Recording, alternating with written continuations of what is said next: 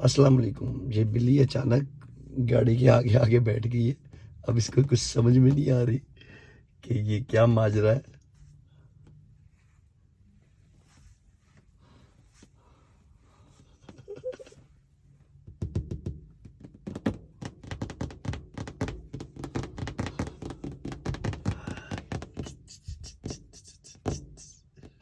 Cute मानो है, pure white colour में।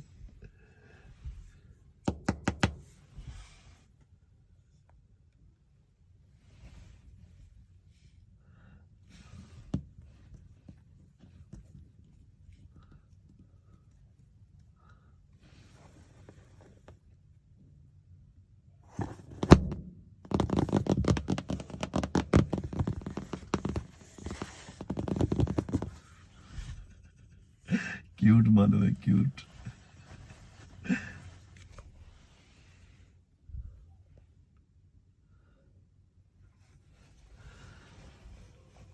हाँ, एक इसकी आई गोल्डन लग रही है, इसकी आंख।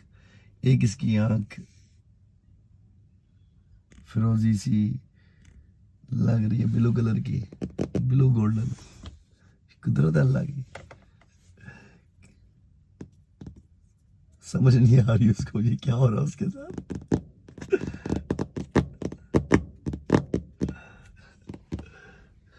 आप उसको समझ आइए कि बंदा अंदर, उसे आप समझ आइए कोई अंदर बैठा हुआ है।